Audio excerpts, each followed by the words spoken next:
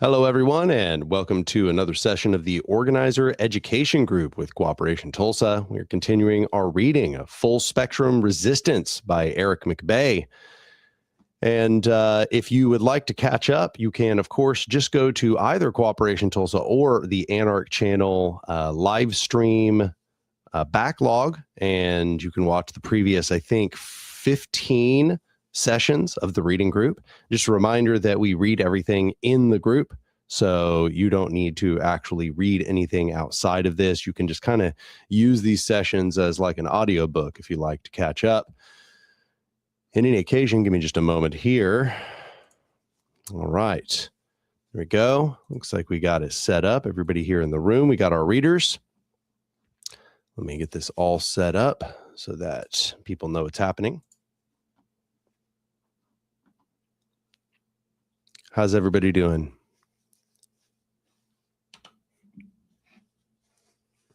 Either in the live stream or here in the Jitsi chat. I'm doing good. I'm hanging out with my dogs. Nice. I'm doing lovely. I saw that it was happening at 7:30, and I saw the clock. It was like 7:34, and I was like, "Oh, gotta get over here." Nice. Yeah, we're doing the thing. That's about how I arrived at everything. Yeah. Oh, right. I'm supposed to be here. Okay, I'm here. All right. So, the previous session, we were beginning this section that says Operation Backfire. We had read like the first page, but I think it's probably better for us to just start over at the beginning of this section because, you know, it'll provide more of kind of a coherent. Sorry, Murray decided he wanted to climb right in front of the screen. More of a coherent narrative for people who are listening. So, yeah, I will get us started. Operation Backfire, multiple actions from 1996 to 2001. The largest and most famous of the Green Scare cases involves 19 different people sought by the FBI for a string of actions between 1996 and 2001. The FBI called it Operation Backfire. Two of the group's biggest actions were the destruction of a slaughterhouse used to kill wild horses and the arson of a nearly completed resort in Vail, Colorado. Their total damages were allegedly in the range of $80 million. Police investigators were never able to find any evidence linking anyone to those actions. The group responsible went silent and, unknown to the police, disbanded and dispersed around the United States. With no leads, police floundered for years until they decided to bluff someone into confessing and collaborating. As the Civil Liberties Defense Center notes, the case was originally cracked not by law enforcement efforts, but solely by a single informer, Jacob Ferguson, a heroin addict and lifelong arsonist and petty criminal. After recruiting Ferguson, the FBI gave him a wire and flew him around the country, where he pretended to run into old friends by coincidence. He would then try to chat them up about the good old days. Unprepared and unsuspicious, his former colleagues spoke to him. Using details from Ferguson and from the conversations, the FBI prepared a string of indictments under the codename Operation Backfire. In December 2005, the first 7 people were arrested: Chelsea Gerlach, Daniel McGowan, Stanislaus Meyerhoff, William Rogers, Kendall Tankersley, Darren Thurston, and Kevin Tubbs. Rogers died in prison, an apparent suicide. Several others began to cooperate with the FBI, Meyerhoff almost immediately upon arrest. Only McGowan refused to cooperate or inform on the others. With new information from Ferguson and the cooperating defendants, the FBI went after a second group in the quote-unquote Oregon indictment, which named Joseph Dibby, Josephine Overraker, Jonathan Paul, Rebecca Rubin, and Suzanne Savoy. But Dibby, Overraker, and Rubin fled after the first indictment and were not arrested. That's a security practice often used by members of an underground group whose comrades are captured. Jonathan Paul refused to cooperate with police, so the second group of people, who were perhaps better prepared, yielded only one collaborator for the FBI. The remaining defendants, Nathan Block, Jennifer Kohler, Lacey Philibom, Justin Solons, Brianna Waters, and Joyanna Zacher were named in multiple subsequent indictments. Justin Solons fled, but was captured in China in 2009. Of all those originally captured, only 4, Block, McGowan, Paul, and Zacher, have refused to cooperate, have refused to inform on the others. Waters initially refused to cooperate, but agreed to a plea deal in 2011. Solons and Rubin, who eventually turned herself in, also refused to cooperate. This largest Green Scare case offers both good and bad security lessons. We can learn from court reports that, for the most part, this group had excellent operational security. They used lookouts and scouted sites. They were careful not to leave behind any evidence. For example, when building an incendiary device, they rented a hotel room, set up a tent in it, and then entered the tent wearing painter suits to build the device. They were very cautious in that respect. But security is only as strong as the weakest link. The weakest link here was Jake Ferguson. All 18 defendants were arrested because of events set in motion by a single compromised individual. Ferguson, despite having participated in more arsons than any other individual in the group, has not served jail time and has been paid somewhere in the range of $100,000 for his services to the FBI. Next.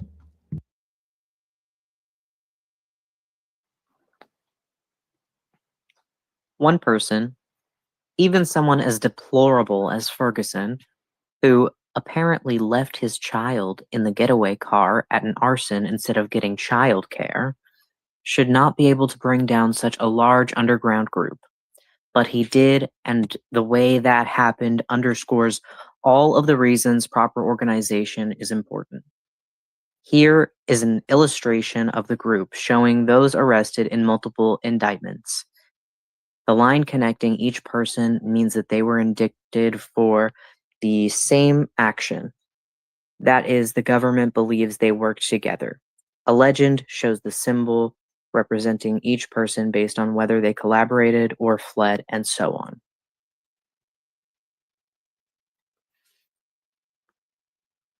Figure 6.3, Operation Backfire Arrests. I'm sure that you can see at a glance what is terribly wrong here, especially if you turn back to look at the illustrations of underground networks on page 257. This underground organization is totally uncompartmentalized. No matter how we arrange different people on the page, it's clear that they were not divided into separate firewall cells. Topologically, this group more closely resembles the organization of an above-ground movement. This group is simply too large for a single underground cell, and none of the individual actions involved more than a third of the people shown. Probably the reason they didn't compartmentalize the network was because the joining of new people happened gradually and relatively informally. Only when it was too late did the lack of compartmentalization become an obvious problem. A firewall gets its name from a physical structure in buildings or machines. A firewall, like that between the engine and passenger compartment in a car, is designed to stop a fire from spreading from one area to flammable parts of another. Because there were no firewalls in this underground group, the flame spread from Ferguson to every other person, with only a few interruptions or delays.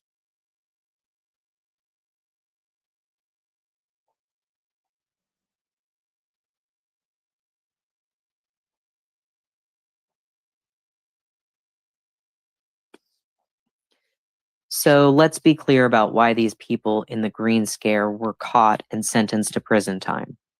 None of them are in prison because of sophisticated police work or CSI-style forensics. Even Lewis and Marshall, the only ones captured directly by the police, were caught almost by coincidence. Maintaining an above-ground, underground firewall and limiting their direct connection to the anarchist scene would have made the coincidence unlikely, and better operational security in that case, by not keeping arson-related supplies in Lewer's residence, could still have protected them. All others were identified by a single keystone informer. even when police forensics and obvious above-ground connections had not incriminated them. Each group had members who participated in above-ground activism, not just in the past, but up to the time they were compromised, and some, like Trey Arrow, were very prominent activists who had received considerable media attention. Next. None of these groups were exposed because of crack detective work. Mason and Ambrose were coerced in 2003 into giving fingerprint and DNA samples, but even this resulted in no legal action until Ambrose turned to snitch. These people were exposed because breaches in the security culture and because some did not use fundamental security tools like compartmentalization. These faults were combined with the presence of a single keystone informer who, through their either foolishness or malice and a willingness to cooperate with the police, compromised the entire group. Perhaps the single primary problem for most of these groups was inadequate screening, see appendix. In these groups, the effects of the keystone informer could probably have been limited if everyone had stuck to a good security culture and refused to cooperate when threatened by authorities. In the largest case of the Operation Backfire arrest, the government case initially rested on the testimony of a single drug-addicted serial arsonist, hardly a reliable witness. Even in Eric McDavid's case, in which Anna secretly recorded their conversations, an entrapment defense might have been successful. All three co-defendants had stood strong. A fundamental part of security culture is that people should only talk about illegal action when they're within their trusted affinity group in a safe space, like not in their own houses or cars. Perhaps underground groups in the future will learn to formally demobilize when they split up and no longer are a trusted affinity group. That way, if an old friend shows up by surprise and wants to talk about the time they burned down a horse slaughterhouse, they would only say, "Gosh, Jake, it's good to see you, but I haven't slightest the idea what you're talking about." Whenever I've spoken to a veteran of the underground, they have told me about the difficulty and isolation of that lifestyle. Given the loneliness that can come with an absolute above-ground, underground... Oh, sorry, I'm also using your thing. I'm trying to remember where I was. Firewall, some might say. Wouldn't it be better for people to stay closer to their communities while taking underground action? Considering that many of those involved in the Green Scare were not arrested until years after their actions, it's clear that even people still working above ground activities can sometimes get away with quite a bit. But let's not forget, these people did get caught. We do know, however, that investigators give more attention to people in the above ground scene. Let's take a look at the case of Josh Knoll. In 2003, a string of arsons and vandalism took place at SUV dealerships in the San Gabriel Valley in California. The FBI, looking for suspects, received a call from a woman who was suspicious about a group of environmentalists who lived across the street from her. She claimed there had been out-of-state vehicles parked on the street near their house on the night of one of the arsons. The FBI began to suspect environmentalist Josh Knoll, who lived communally with other vegans, installed solar panels, and protested the Iraq War. If that's not suspicious enough, Knoll also drove an electric car and was part of a car cooperative. The FBI staked out 3 houses occupied by members of the cooperative and began to follow Knoll around the clock.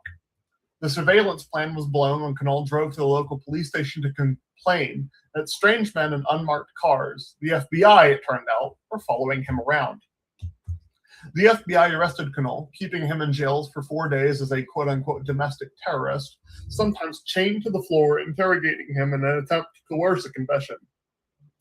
They told him that red stains on his pants matched paint used in an attack, but an FBI lab later reported the red stains to be ketchup.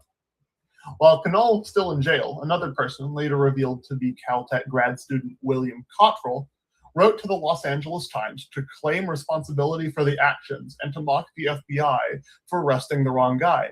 Cottrell, who studied physics and was not associated with any activist community, revealed that he had spray painted math equations on some of the vehicles. The police later used this, other boasting clues, and the fact that Cottrell had emailed from a Caltech computer track him down. Knoll was released. The police apologized and gave him $20,000 in damages, and a suit against the FBI yielded another $100,000. But even after the FBI issued an official letter of regret, the FBI agents prominent in the investigation were not contrite.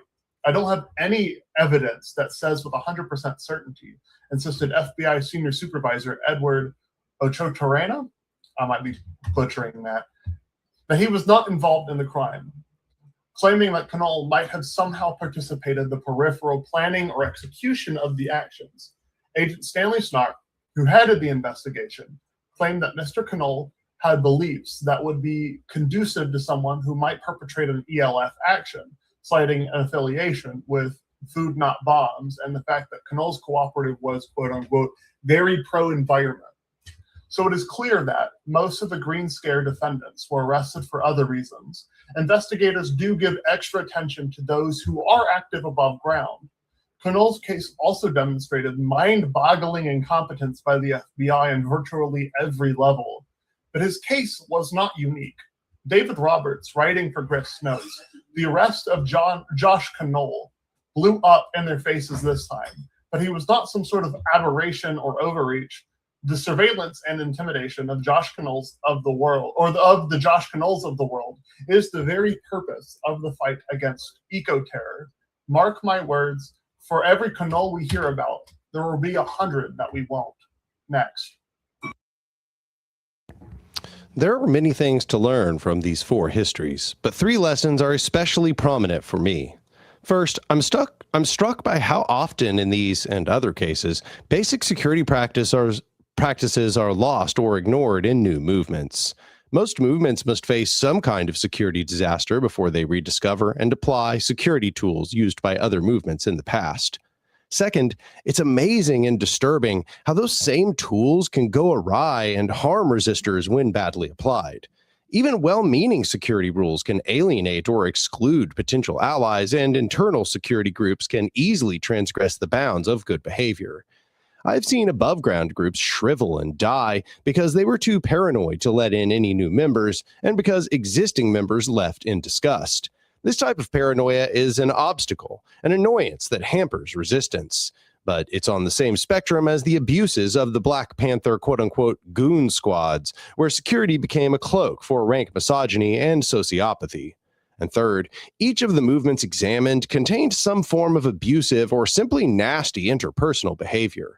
Often that behavior was, or is, excused using security culture or an attitude of general self-righteousness. A misdirected security culture is like an autoimmune disorder. It attacks and damages the communities of resistance that we need to hold our movements together.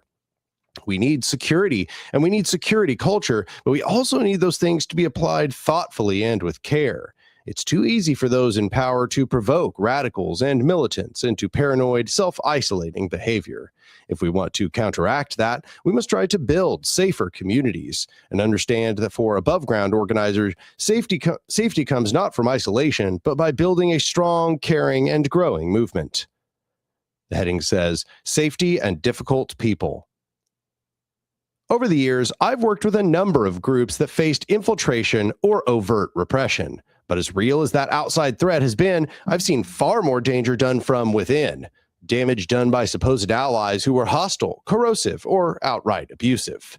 If we want to build movements that win, we must do our best to ensure that physical and psychological safety of their members. To ensure the physical and psychological safety of their members. The danger from outside is real, yes, but it's easier for a movement to be destroyed from the inside than the outside. If we cannot create safe communities among our own people, we have little hope for success. Sometimes the destructive people in our movements are indistinguishable from police infiltrators. Courtney Desiree Morris makes this case in her essay, Why Misogynists Make Great Informants, How Gender Violence on the Left Enables State Violence in Radical Movements. She starts with the case of Brandon Darby, the white activist in New Orleans who became a paid infiltrator and agent provocateur for the police. As I wrote at the beginning of this chapter, after Darby was exposed as an informer, it became apparent that as an organizer, he had been aggressive, domineering, and liked to incite conflict. It was also revealed that Darby had driven a number of young women out of organizations he'd worked with, and allegations ranged from general misogyny to sexual assault. But many people had deliberately overlooked his destructive behavior because they saw him as a dedicated and important activist. Morris explains that this pattern is all too common and all too destructive for activist communities. She tells the story of a man she dated who dodged accountability for his exploitative and nasty behavior by using the language of anti-oppression as a shield. She lists example after example of harassers, abusers, and homophobes active in the organization she'd worked with. Misogynists whose behaviors were often excused or overlooked by the people around them. Morris observes, most of those guys probably weren't informants, which is a pity because it means they are not getting paid a dime for all the destructive work they do. We might think of these misogynists as inadvertent agents of the state. I'll just pass it off here, continue that quote there.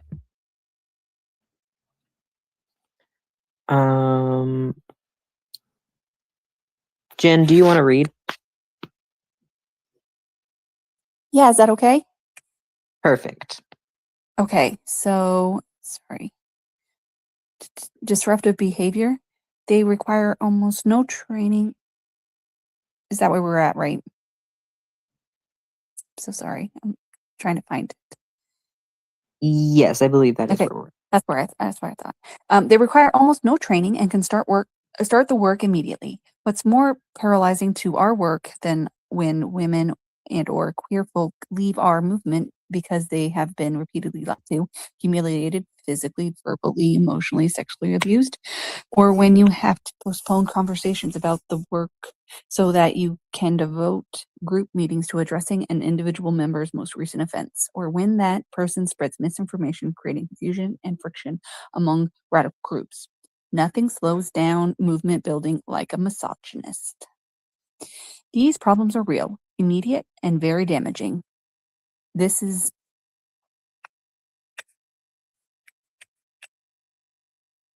made clear in the anthology The Revolution Starts at Home, Confronting Intimate Violence in Activist Communities, edited by Ching-In Chen, Jai Dulani, and Leah Lingshmi Pipe Zna Sarah Samar Sinha. This anthology gives real suggestions for dealing with destructive and abusive people. It's also full of horrifying first-person reports of abusive organizers who got away with terrible behavior because they had activist status, and often because those around them didn't know what to do. For example, after leaving an abusive partner and seeking support from her community, Pipe Zna Samara Sinha got some confused and troubling responses.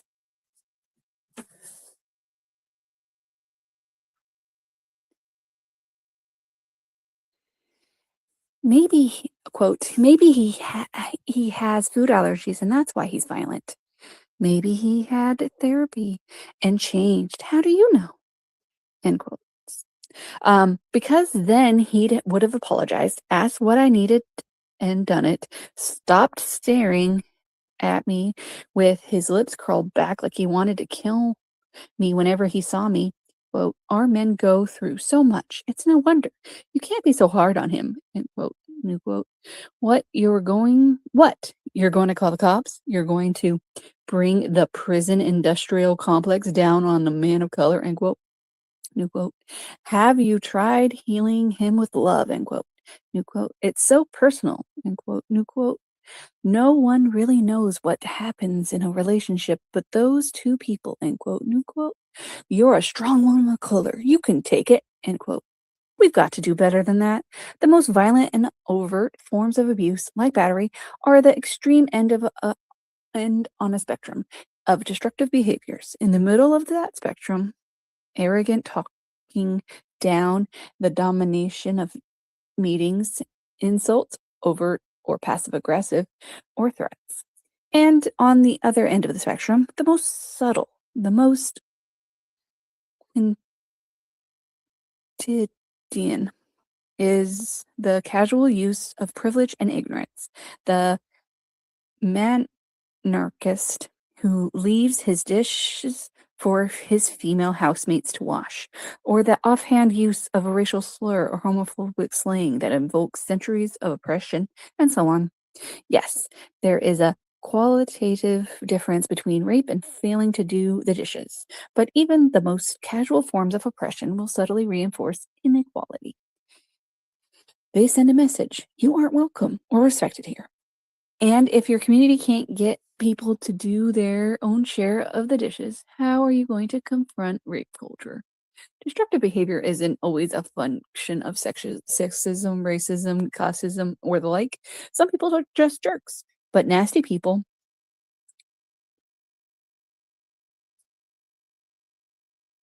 often use hierarchies of gender or race or class to get their way, because in the dominant culture, those tools of oppression are always close at hand. So, what to do about it? The basic answer is clear: there can be no tolerance for abusive behavior in activist communities. Let's be totally clear on that. And there are many tools to stop abusers, which I'll come to shortly. But not all difficult people are abusers. Some people are difficult for other reasons. Some people are hard to get along with because of the qualities that make them good resistors: anger, boldness, relentlessness, aggression, conviction in the face of complex problems, all have their place in the broader struggle for justice. But those same characteristics, unrestrained or misused, can be disruptive or destructive in communities or personal relationships. Many of the attributes that make people resistors in the first place, say a disregard for opinions of society at large, can backfire. And that's where it gets complicated. Very often there's no easy, clear-cut solutions. Even the most experienced activists may struggle with practicalities of making safer communities and dealing with difficult people. So I'll offer some starting points and tools to be used with the above caveats. If you want to be able to deal with these problems, learn more. Read other guides and histories. Pick some of the sources I cite in the section. Read them in whole. Discuss them with your friends and colleagues. Figure out how to address these problems as a community. Seek out experienced people and elders. Not surprisingly, it's mostly women and people of color, often both, who are doing the best work on this. That said, the burden of solving these problems should not fall on women and people of color. While everyone should be listening to them, our group should also ensure that the job of a group of emotional labor and conflict resolution is shared fairly. Next.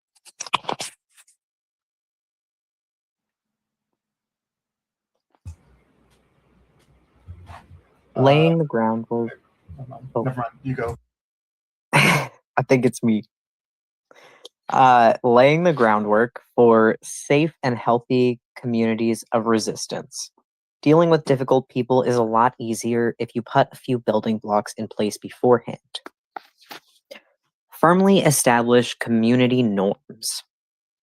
Make it clear that people in your community are expected to treat each other with respect and that abuse and oppression is in general not okay. Yeah, sure. The Rainforest Action Network suggests, quote, make formal organizational commitments to non-discrimination. Put it in your charter, your bylaws, anywhere you can. Make it clear in every way possible that your group does not tolerate discrimination in any form and that no actions or speech that will alienate people because of their gender, race, religion, disability, sexual orientation, nationality, or social or ethical origin will be considered acceptable in your group. This is pretty much the standard list for most anti-discrimination policies, end quote. If problems crop up, deal with them as promptly as possible. It's ideal to interrupt bad behavior before it becomes habitual. Anti-oppression training. Get as many people as possible in your organization and community to take anti-oppression training, at least at an introductory level. Fortunately, anti-oppression trainers and resources are widely available and often free, though you should pay them if you can. But don't just give trainings in isolation and leave it at that. Try to get people to integrate what they have learned into their daily life and culture. Encourage them to think about how to do that. Sometimes having specific, caucuses. Caucuses. Oh, I'm sorry. I thought that was like Caucasian excuses. Okay. Sometimes having specific, quote, caucuses, end quote, say women only or people of color only, to discuss these problems in a supportive environment can come up with solutions and help the community make progress. Introspection. Sometimes the difficult person is you. That can be the hardest to see, understand, or accept. Rand advises, quote, think about how much you talk, how easily you take on leadership roles, and how much space you take up. Consider what role, privilege, or oppression related to your gender, sexual orientation, race, and class might play in your tendency to take/avoid leadership, end quote. This also applies to the dynamics of a whole group. Brian Martin, in an essay called Activists and Difficult People, suggests two specific techniques to this end. Quote, perhaps the safest way to find out about your own behavior is to approach close friends individually and confidentially, seeking feedback on how to improve. The way this is done is crucial, so that your friends don't just tell you what they think you want to hear. One way is to describe your actions skeptically and invite comment. I think I went off the rails at the meeting the other night when I started shouting, end quote. The second option, quote, a more brutal method is to commission an independent person to interview those with whom you interact and to compile a report based on anonymous comments. Some organizations use anonymous surveys to obtain comments from superiors, subordinates, and peers, end quote. Of course, arrogant and abusive people are the least likely to engage in any real introspection. Good facilitation. The first line of response to most problems is good facilitation, mediation, and conflict resolution. Sometimes the issue is mostly a conflict or matter of behavior that can be dealt with through existing facilitation tools. There are specific kinds of disruptive behavior in meetings, monopolizing conversation, stalling, passive aggression, that good facilitators have tools to deal with. Unfortunately, consensus is often not an effective decision-making method when difficult people are present. Consensus can be a powerful tool when everyone is acting in good faith. It's also a form of decision-making that's very vulnerable to disruption, hijacking, and manipulation. Most of the people out there are good-hearted and trying their best. You just have to keep them from being driven out or driven crazy by the perennial troublemakers, sociopaths, and narcissists. Next. Dealing with persistently bad behavior. Sometimes the issue is deeper, not just a matter of inadequate facilitation, but an unresolved personality issue that can't be dealt with in the course of a meeting or two, and that would actually be inappropriate to try and resolve during organizing meetings. There may be more deeply rooted problems, emotional trauma, addictions, or other mental health issues. The difficult people may also be genuinely good people, but to heal people with deep problems is beyond the ability and purpose of many resistance groups. It is especially true if their behavior is hostile, nasty, or narcissistic. Charles Dobson observes, an effective chair can often manage one or two corrosive people, but even the best chair will have trouble with people who drive everyone nuts, people who are very angry or very combative, and they're controlling or very long-winded or really out of touch. One or two constantly disruptive or offensive people can wear everyone down. He continues, the worst part is that good people begin to leave. They ask themselves, why should I spend my free time putting up with this? And they vanish. As good people leave, the influence of a corrosive person increases, causing more and more good people to leave. The downhill spiral usually continues until the group is reduced to a grim residue of hardcore meeting attenders and marginal people desperate for any kind of human contact. Sometimes disruptive people are struggling with their own well-being and mental health. We should respond with empathy and emotional support. Most of us will experience similar struggles in the course of our lives to varying degrees, and we should try to make sure that that person affected has community support and access to ongoing psychological or emotional help. That said, we should also recognize that the deep mental health issues are not going to be resolved in the course of a resistance group meeting. Most meetings just aren't made for that. And a typical activist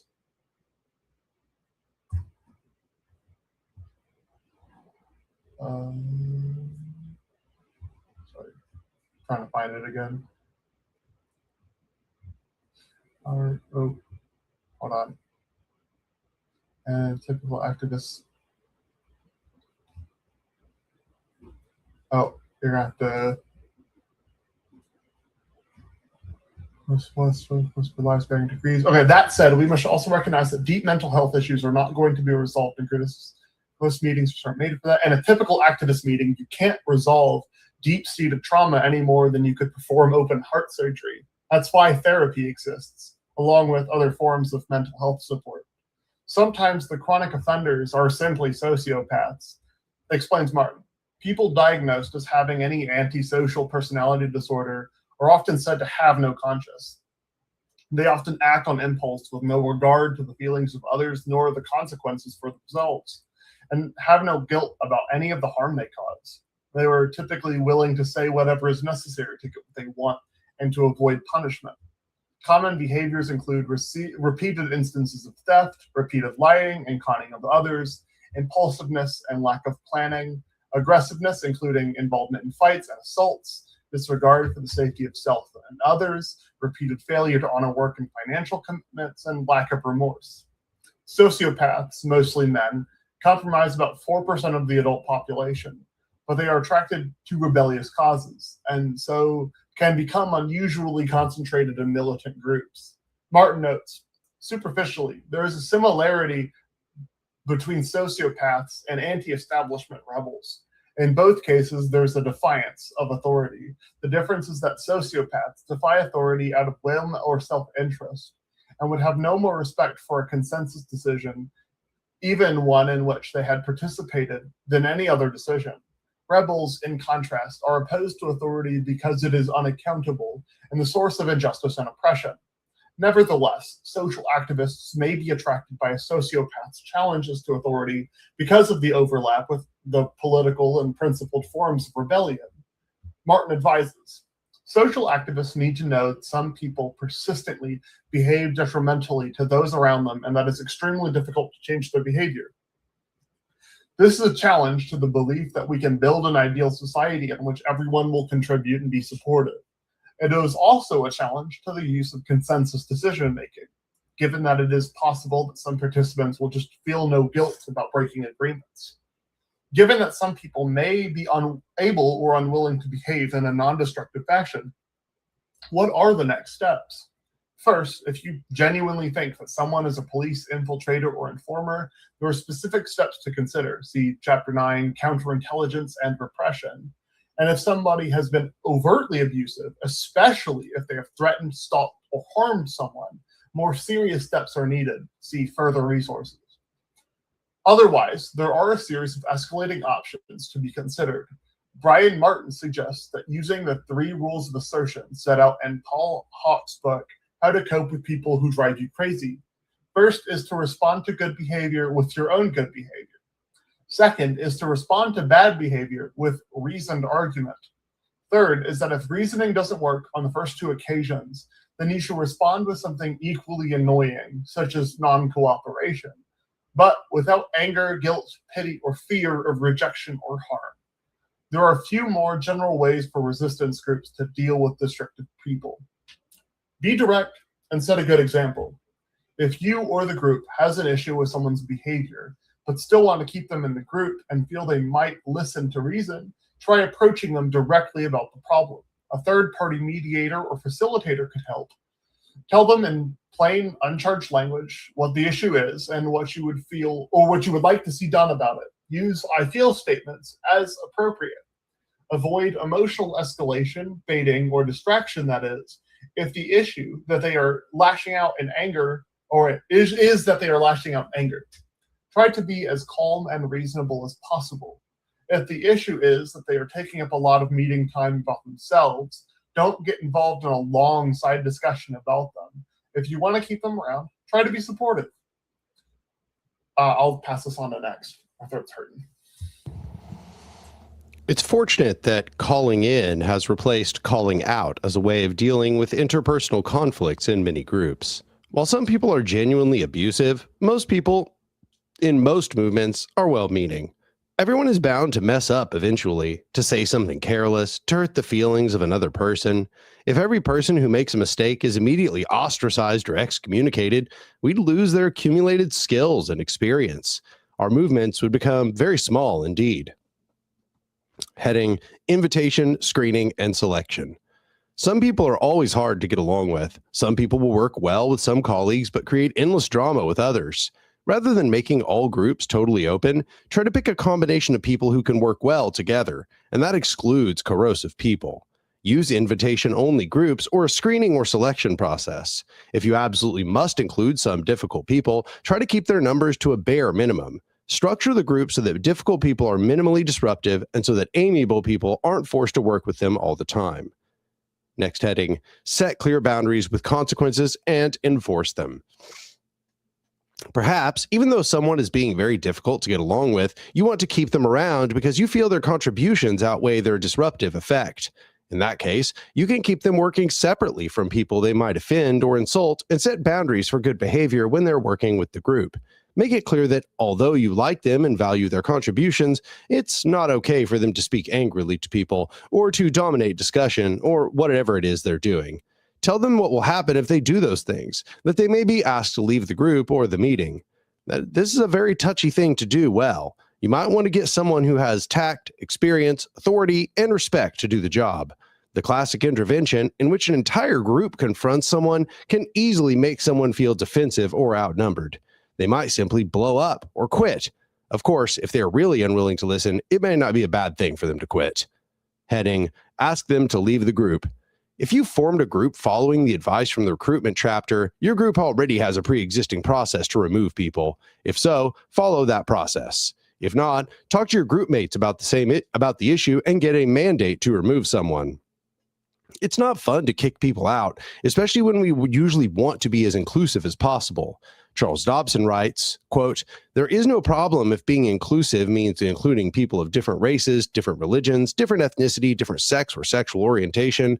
And there's no problem if being inclusive means including people who hold different views.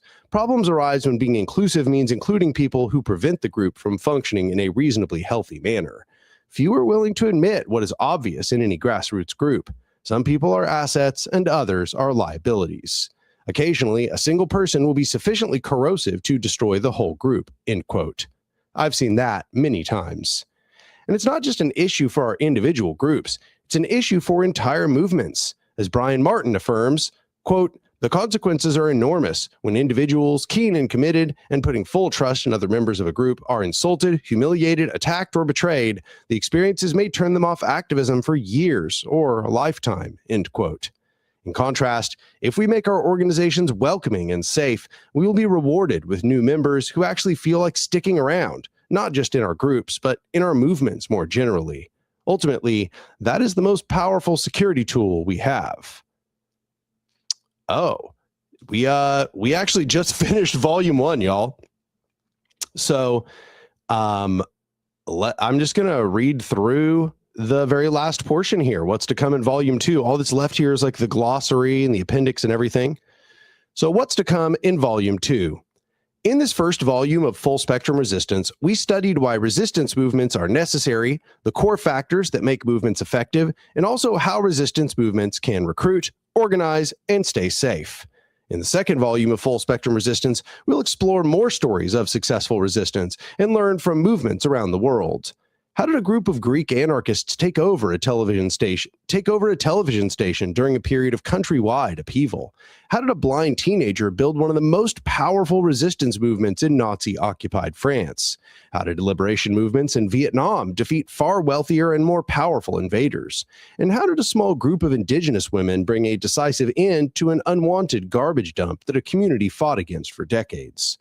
We'll use those stories to investigate, in practical terms, the critical capacities that successful movements must build. How do they communicate with supporters and each other? How do they gather the intelligence they need to beat bigger opponents? How do they understand and resist systems of counterintelligence and repression that those in power will use to try to crush effective movements? And how do groups and organizations raise money and supply themselves for the long fight? Finally, we'll bring together every key idea and theme in this book to understand how movements take effective action and how they combine these key capacities to build the strategies and campaigns that allow them to win. See you again in Volume 2, Actions and Strategies for Change. All right, well, that's pretty much the perfect place to end the reading. That couldn't have been any better there, huh? Yeah. Nice. Look at us go. All right. So with that, let's move into the discussion period. I want to open this one, not just a discussion of this last part, but I'd like for us to, if you just want to bring up anything from this book, or if you just want to even maybe just express your thoughts about this book, I just want to open the floor here. So go ahead if anybody has any thoughts.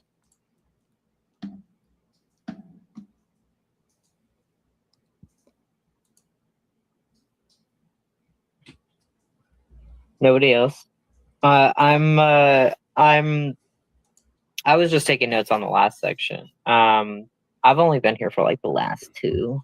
So, but this last section, I am like very interested in the idea of like the like going to your friends and taking count, or like sending out a person to take count of how you're experienced. I think that's quite interesting.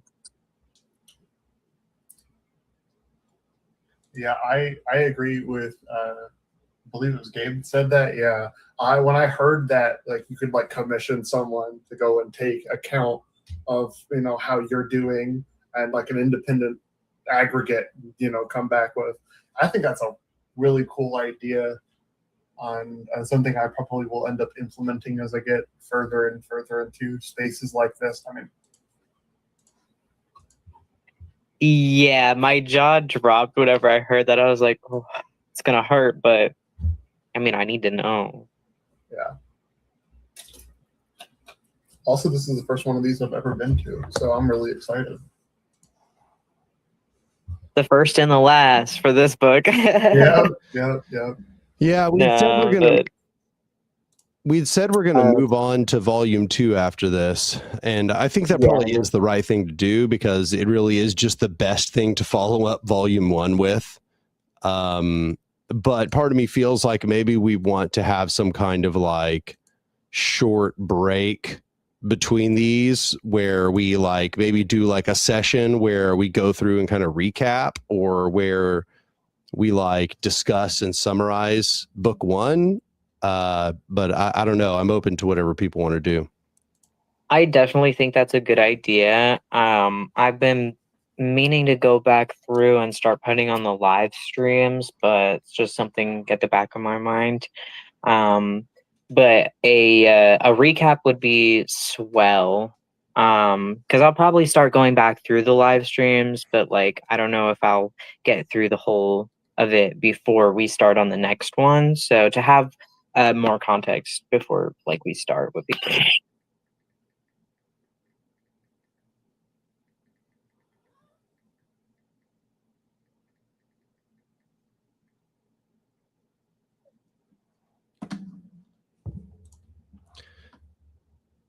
So yeah, let's just kind of browse back over the full scope of the book here. Oh, Murray is in the way of the screen. Okay. As he should be. There we go. Okay. So, volume 1, here, let me get this brought up so people can see it in the stream. Volume 1, chapter 1 was called Why We Fight. So he basically, if I recall correctly, he's basically just talking about his journey to radicalism, talking about how he kind of started as a liberal who tried to focus on individual solutions, but he eventually recognized the problem was systems at large, and that wasn't going to be solved by individual solutions. Individual action is not enough. Then chapter 2 was Fighting to Win. And that was basically talking about different examples of people fighting against the power structures that exist in different ways. Talking about how liberal approaches are actively damaging to militant approaches. That pacifist persuasion doesn't work. The only way pacifist persuasion works is if it comes along with a combined movement. He talked about the Deacons for Defense as a sort of militant defense group, and he talks about what he calls the concept of cultures of resistance, which here I think he also talks about culture of defeat. Maybe, I don't know if it's earlier in the chapter, but he talks about the concept of cultures of defeat.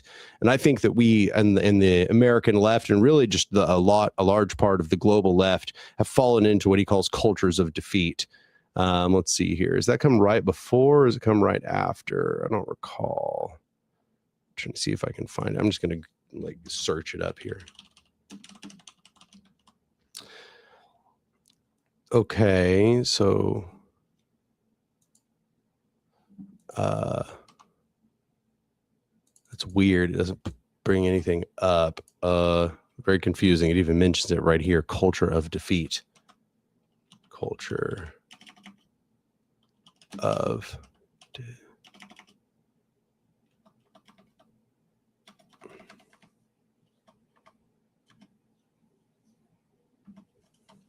that's super confusing.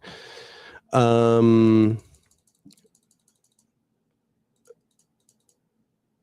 am very confused by that. Yeah, I cannot find the section where he talks about culture of defeat. Because for some reason the phrase doesn't pop up. Where is it? I'm just super confused. Anyway, so chapter 3, then he introduces his concept of full spectrum resistance. So Eric McBay's concept is that pretty much all of the different methodologies are effective when combined together. So he kind of has this idea here. He has this thing called the taxonomy of action. So he says there's 2 different broad categories, and those are acts of omission and acts of commission. So Murray just bit me for trying to pet him. He keeps doing this. He hates that I'm not giving him food right now. Acts of omission are basically pulling back on things that you're doing. Strikes and walkouts, boycotts, embargoes, tax and debt refusal, conscientious objection, shunning and excommunication, mutiny and insubordination, withdrawal and immigration, and other forms of non-cooperation. Whereas acts of commission are confronting power and building resistance directly. So he says that in that there's indirect action and direct action, and he kind of sets them up on a spectrum. I think this is like pretty important, and this is something that we kind of like occupied on here for a little while and discussed it in the context of our group and other groups.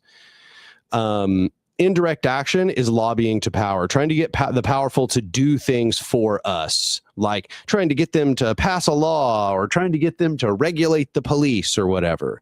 And on the exact opposite side is direct confrontation and conflict. But between those is a bunch of different things. So like next to lobbying is protest and symbolic acts, and then education and awareness raising. Now crossing over the middle line, we're to building alternatives. That's where Cooperation Tulsa is right there. Then capacity building and supporting the resistors. We do a little bit of that as well. And then the last part, direct confrontation and conflict. We don't do much of that. There are groups that do, but you know, Cooperation Tulsa is kind of in the middle three, I would say, or kind of in those education and awareness raising, building alternatives, capacity building and supporting resistors, but mostly building alternatives is what Cooperation Tulsa does. So a little bit towards the indirect action side is education and awareness raising, and that is what Free does here in town, and actually what we're doing right now. Like we're doing that right now, but you know, popular education is even more that. So I found this taxonomy to be pretty useful. As you go to the right towards direct action, it's more risky, and as you go to the left, you need more people. So let's see here. Going back, continuing the summary. Chapter 4, he talked about recruitment and training. So like all the pitfalls to how one can recruit new people and how to train the new people you got. Chapter 5 is groups and organizations. So it's talking about how do you organize the groups together? Like how are the groups structured? The problem with having no structure at all. And he talks about these things called the organizational tension. So he talks about the tension. You can't be small and big at the same time. You can't be decentralized and centralized at the same time. You can't be informal and formal. You can't use consensus and hierarchy. You can't be open and clandestine. You can't be moderate and militant. You can't have anything goes and a code of conduct. So basically he talks about the strengths and weaknesses of each of these. He talks about how organizations always are combining different numbers of these. Then the last chapter, the one we just finished, was chapter 6, which was on security and safety. And he basically is just talking about all the different aspects of security culture, as people who are listening to this one already know. So yeah, that's kind of an overview of what we read here in volume 1 of Full Spectrum Resistance. I just thought I would take the time to do that. People can continue the conversation now that I went through all that. Go up, Daniel. I can't believe you just spit it all out like that. There it is. Drum roll.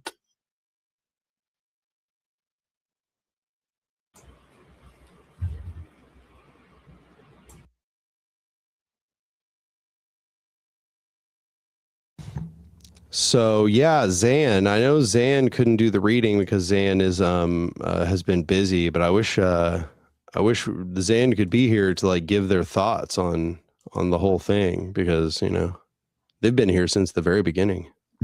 Yeah, they've been here through all of it, right?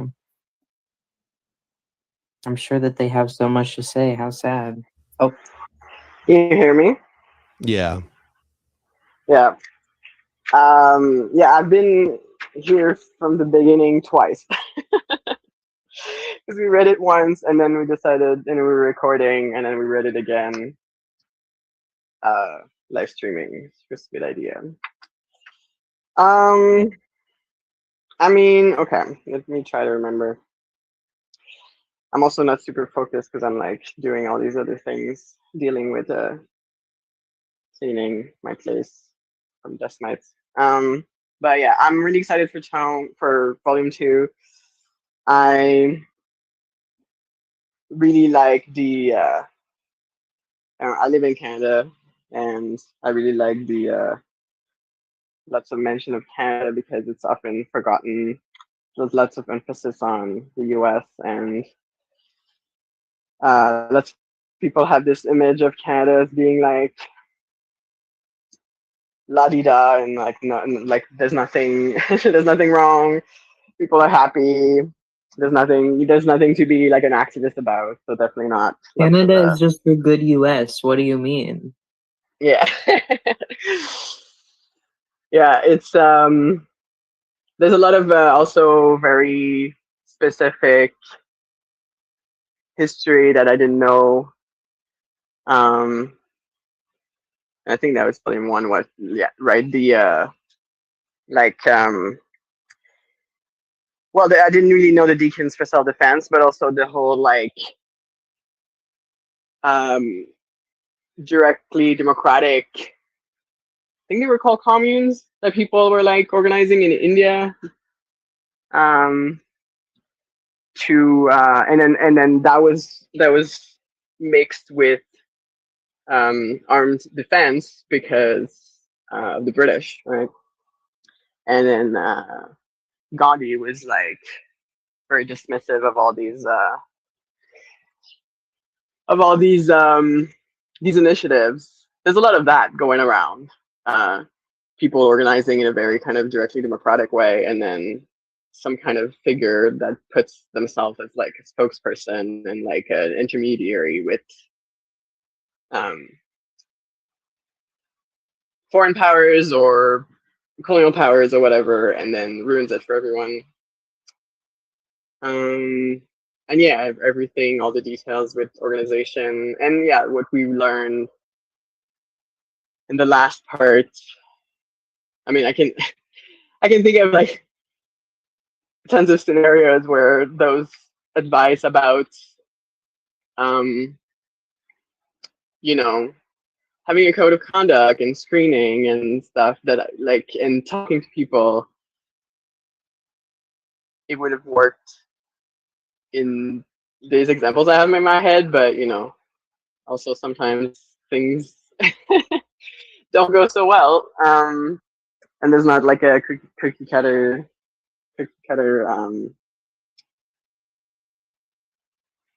solution.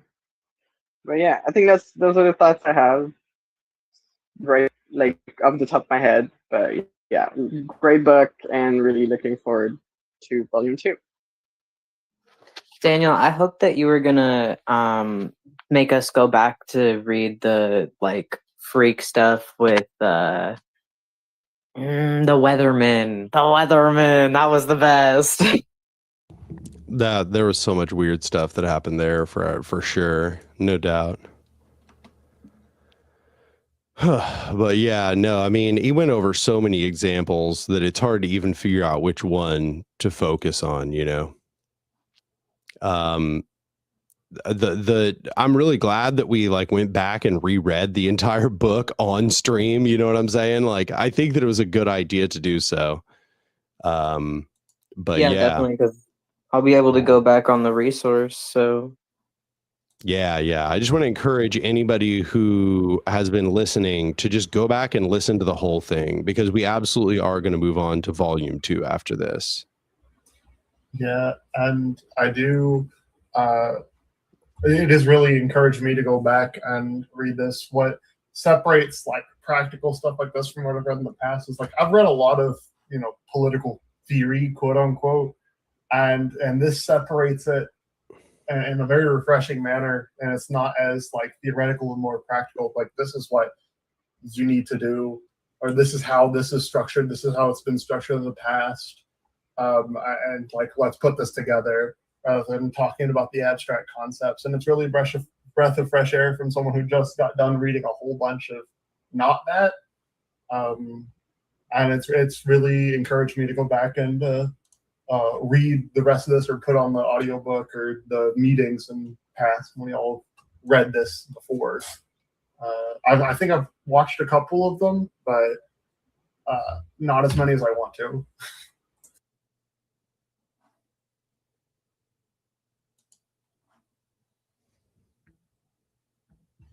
They're a great background for cleaning dust mites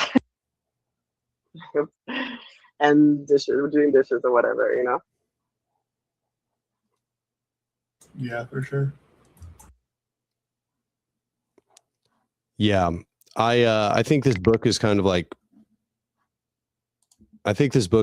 perfectly crafted for organizer education. I mean, this is pretty much like the goal of a group of this program in Cooperation Tulsa is this exact sort of thing. So yeah. Also, Let's see here. What's it? It's called like building power in place. It's like municipalist praxis, something like that. Yeah, building power in place, a guide to municipalist organizing. So this was like written by several like social ecologists and like people who are really like close to us in the movement. I think it's been written by Eleanor Finley and a few other people. Oh, maybe not. But this is something we might want to consider for sure. Building power in place is what it's called. Let's go take a look. I'll go put this in the organizer chat, organizer education. Boom. Yeah, that's one we could read after volume 2. But yeah, bizarrely, I feel like now there's so much to say about the book that I feel like I don't even know where to even begin and what to say. I suppose one thing I would do is I would kind of qualify some of my disagreements with Eric McBay, because I think I agree with like 98% of what he had to say, but I disagree with some of the specific points that he makes in the work. One is that I think that a full spectrum resistance, this idea of like doing a full court press where you're including like every methodology all at the same time, like that makes sense when you have like a massive movement where you have like enormous numbers of people such that they can all like, you can have like, hundreds or thousands of people doing every single method. But when the movement is not super developed, and what you have is a bunch of people that are kind of getting into a bunch of where you don't have enough people to have thousands of people for every method, but you have then a bunch of people fractured into every method. So then what you have is like, maybe you have 1,000 people. Just imagine you have 1,000 people that you want to organize together, and they're split up into just like, I don't know, 100 different methodologies or 100 different approaches, right? Then that means you're going to have 10 people doing everything. You're going to have 10 people doing every kind of method. And that's obviously not what's happening. I'm just kind of trying to give people a sense of what I'm trying to say. And that is like, it's not actually good to split your efforts in a bunch of different directions when you don't have enough people to cover all your bases. What you really need is for everybody to focus on the things that are most impactful. And then as you build capacity, you can have people sort of begin diversifying their approaches. Now, obviously, that's like ideal. That's not what we're actually going to deal with. What we're actually going to deal with is people are going to do what they think is appropriate given their circumstances. So like, people aren't going to read full spectrum resistance before they go organize most of the time. And people aren't going to listen to me telling them what I think they should do before they go organize most of the time. What they're going to do is they're going to decide they want to start becoming like an activist, and then they're going to like go to protests, and then they're going to, right, like the sort of typical thing that people usually do, or they're just going to find their niche. And that could be anything, anywhere. You don't know. But, and I also should note, I don't really like disagree with the total thesis that like, it's a good idea to have like a big diversity of tactics. Like, let me go find where is it? Under diversity of tactics. Yeah. Taxonomy of action here. Like, I actually do not think we need people lobbying like that. Maybe some people disagree, but I don't think that's a good use of our energies. It's just, it doesn't seem like it does very much. Begging a fascist government to give you handouts really seems like a huge waste of people's energy. And then see, you'll notice that I dislike them in relation to how indirect they are. So like the lobbying is the most indirect, and I think it's the most worthless. Next is protests and symbolic acts.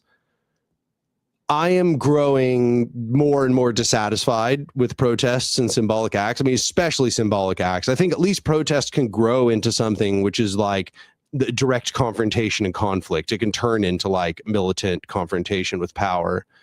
But symbolic acts, I just don't really think those have any purpose at this point. And protests are really, in my opinion, only a way to meet your people. You're just trying to find the other people who are already like on the same side as you. And also it radicalizes people to have to get into confrontations with the police. So protests can be a way of like invigorating people toward action because they feel like, wow, that was like, I saw how powerful we could be. But I also am starting to feel like protests aren't doing much. So in my opinion, I kind of like, I don't have a hard, I have a hard cutoff right here at like protests and symbolic. Oh yeah, I'm not actually streaming anymore. Give me a sec. Or I'm not actually sharing. Give me just a moment. I'll share it back. Where is it? Window right there, share. Right. Okay. So it's up on screen here.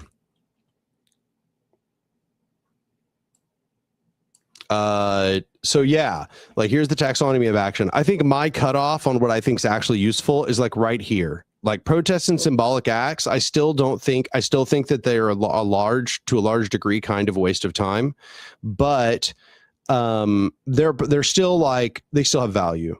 And then going to the right, I think that things become more and more useful. I think the right hand, these 4 right hand ones are all very useful. Education and awareness raising. And then we at Cooperation Tulsa are doing building alternatives. And then capacity building and supporting resistors, obviously also very good. And then direct confrontation and conflict. I think that we're not quite in the stage where that's maybe the best actual approach. But yeah, this is one thing I wanted to bring up here. I wonder what people think about that.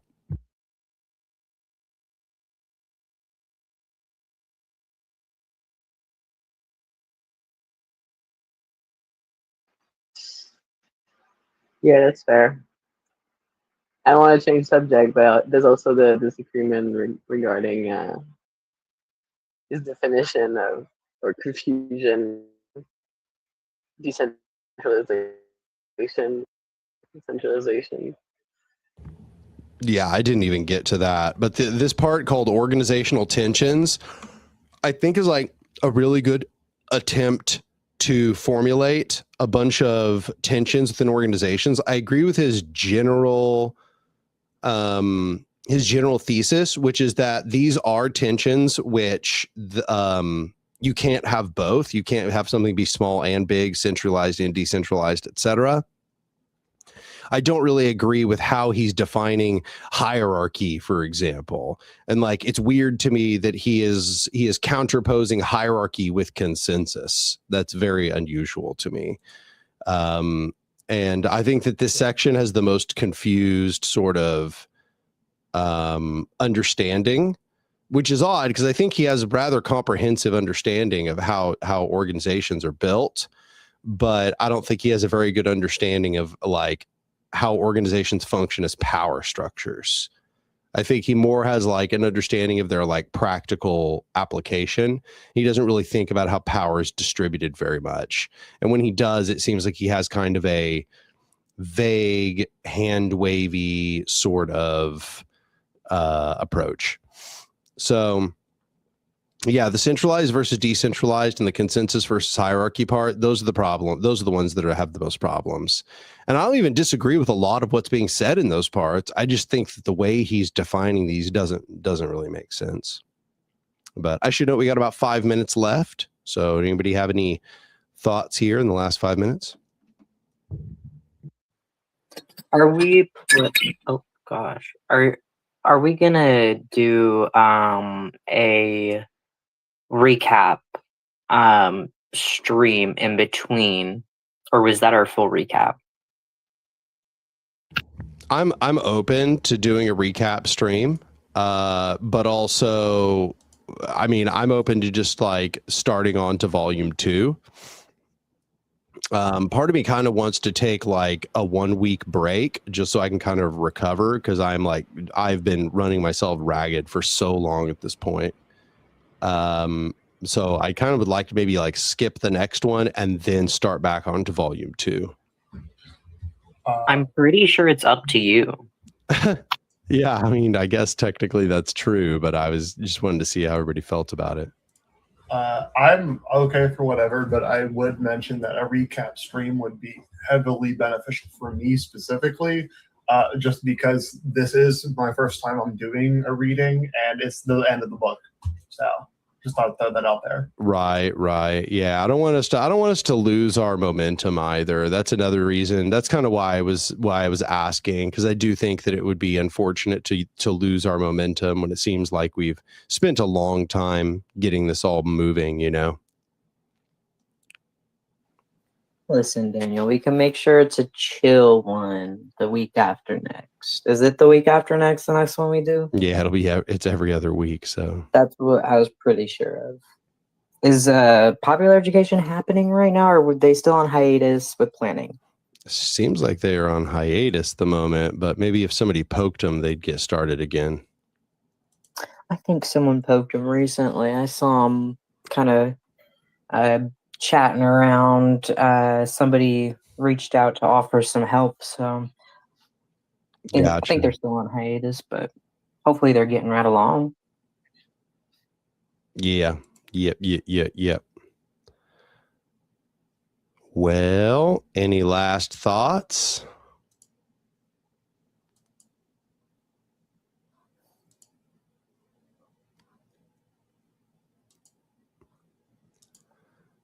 All right. Well, I am exhausted. So I think if nobody has anything else, I am going to call this one to a close. Oh, and right. Perfect timing. My camera went off. It ran out of battery at just the right time. So that seems like a good time for us to call this one to a close. I'm going to go lay down and either take a nap or just go to sleep for the night. So appreciate you all showing up, and I'll see you next time.